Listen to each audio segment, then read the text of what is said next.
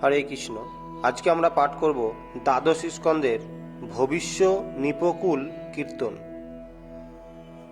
পরীক্ষিতে সমদিয়া সুখ মহামতি, কহিলেন শুনো শুনো হে নরপতি।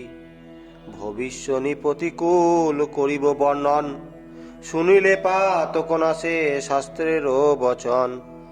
বৃহদ্রত বংশে জন্মি রাজা রিপুঞ্জয়, আর এক নাম তার হয় পুরঞ্জয়। জনম লইয়া রাজ্য করিবে শাসন, মন্ত্রী হস্তে রিপুঞ্জয় হইবে নিধন। শুনো কোনা মেতে মন্ত্রী বোধি রিপুঞ্জয়ে, রাজা করিবেন রাজ্যে পদ্যত তনয়ে। পদ্যতেরও পুত্র হবে নামেতে পালক, পালকেরও পুত্র হবে বিশাখ বালক। বিশাখ পুত্রেরও নাম রাজক হইবে, রাজক হইতে নন্দী বর্ধন জন্মিবে।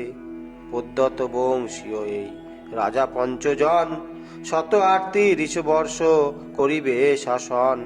শিশুনাগ নামে রাজা হইবে তৎপরে, তাহার তনয় কাক বর্ণ নাম ধরে।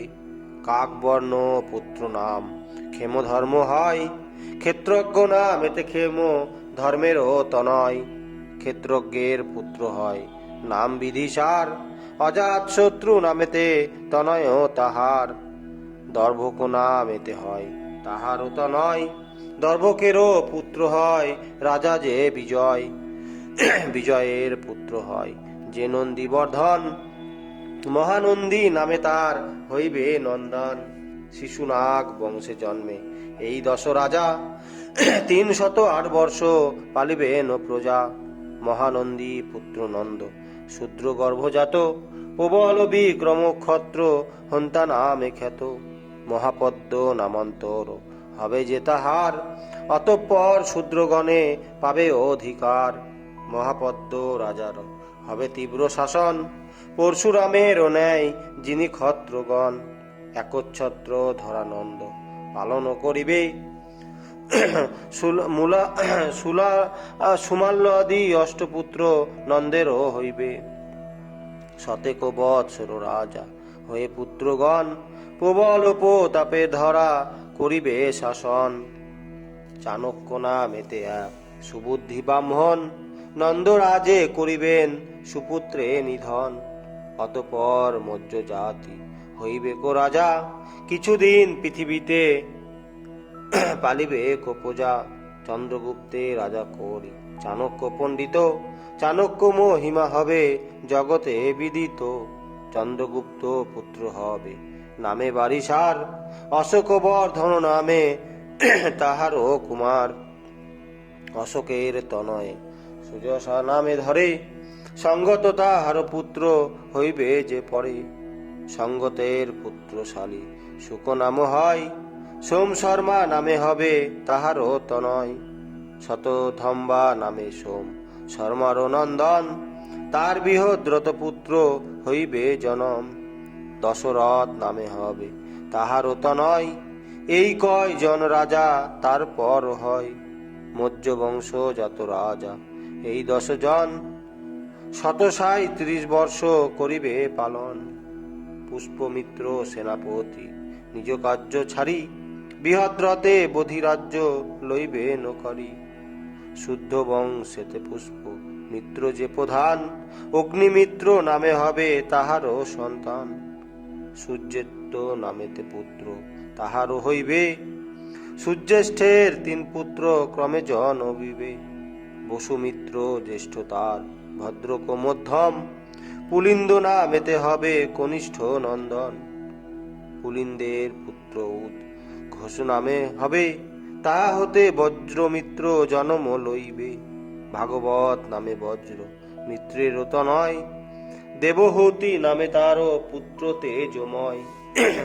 শুদ্ধ বংশীয় এই রাজা 10 জন, 112 বর্ষ করিবে শাসন। শুদ্ধ বংশীয় সিংহদেব অতি মহারাজে, কর্ণমন্ত্রী বিনাশ করিবে তাই নিজে। রাজা হয়ে কন করি বিরাজ্য শাসন, বসুদেব নাম হবে কর্ণেরও নন্দন। ভূমিত্র নামেতে বসু দেবেরও তনয়, নারায়ণ নামে হবে ভূমিত্র তনয়, সুশর্মা নামেতে হবে তাহারও নন্দন, 3 শতাধিক বর্ষ রাজ্যেরও শাসন, সুশর্মার ভিত্ত বলি নামে একজন, অশ্বত্থাম শূদ্র তারে করিবে নিধন, কিছুকাল পৃথিবীরে পালন করিবে, তার ভ্রাতা কৃষ্ণ নামে পরে রাজা হবে, কৃষ্ণের হইবে পুত্র শান্তকর্ণ নাম, তার পুত্র পূর্ণমাস সর্বগুণ ধাম, অভিত্রা নগরে 7 আভিরণীপতি, গর্দবী বংশীয় 10 পালিবে কখিতি, 16 কঙ্ক লুব্ধ রাজা হইবে ধরাই, এদেরও রাজ্যেতে দ্বিজ হবে শূদ্র প্রায়, 8 জন যবন পরেতে রাজা হবে, 14 তুরকিতে পৃথিবী শাসিবে, পরেতে পুরুণ্ড 10 মৌলতয় 10, রাজা হইবে গণিপ শত্রু করি বশ, মৌল ভিন্ন অবিরাদি রাজা যতজন, 90 বর্ষ তাহারা করিবে শাসন, কিলকিলা নগরেতে তাহাদেরও পরে, পশ্চাতে বর্ণিতে রাজ গণরাজ্য করে, ভূতনন্দী পরে রাজা বন্দিনী হইবে, শিশুনন্দী প্রবীরক রাজত্ব করিবে, ইহাদের রাজ্যকাল শাস্ত্রের লিখন, 100 সরধিক বৎসর গণন, ভূতনন্দী প্রভৃতির পুত্র 13, বাহিলক নামিতে খ্যাত হইবে নির্যশ, পরেতে ক্ষত্রিয় রাজা হবে পুষ্পমিত্র, তাহারও তনয় হবে নামেতে দুর্মিত্র, বহিলক বংশ হইতে 7ম অন্ধক, আর রাজা হইবেন 7 কৌশলক, এককালে এই 14 রাজা হবে, বিদুর নয় সদপতি তাদেরও কহিবে, পুরো যে তাপ বিস্ফোজি মগধেরও রাজা, পুরঞ্জয় সময়িনী পালিবেন প্রজা, ইতর পুল ইন্দ্র যদু মদ্রক সকলে, দূরীকৃত করিবেন নিজ বাহু বলে, পদ্মাবতী নগরেতে রাজধানী হবে, অধিকতি বর্ণরাজা ত্যাজি প্রজায়ও পালিবে, গঙ্গাধার হতে ইনি প্রয়াগ পর্যন্ত, পৃথিবী করিবে ভোগ শুনো হে বৃত্তান্ত, সুরাষ্ট্র অবন্তী সুর অর্বুদ আভিরে, মালব দেশীয় বিপ্র যত ক্ষত্র বীরে, সংস্কার বিহীন হইবে যে শূদ্র প্রায়, অতঃপর বনে পালিবে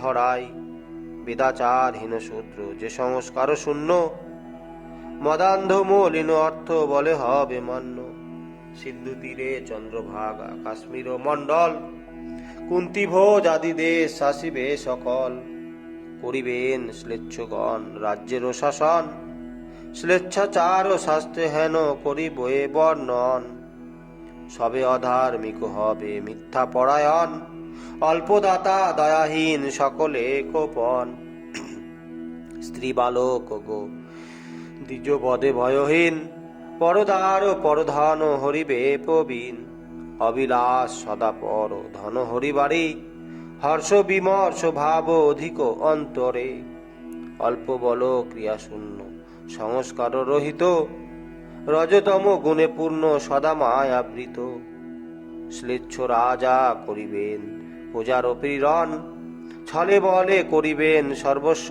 হরণ, প্রজা অধীনস্থ কর্মচারী যতজন, চরিত্রে হইবে সবে রাজারও মতন, রাজারও হস্তেতে হবে প্রজারও নিধন, ক্ষয়প্রাপ্ত হইবে যত প্রজাগণ, ভাগবতে সুদক্ষর অক্ষরে অক্ষরে শুনিলে পা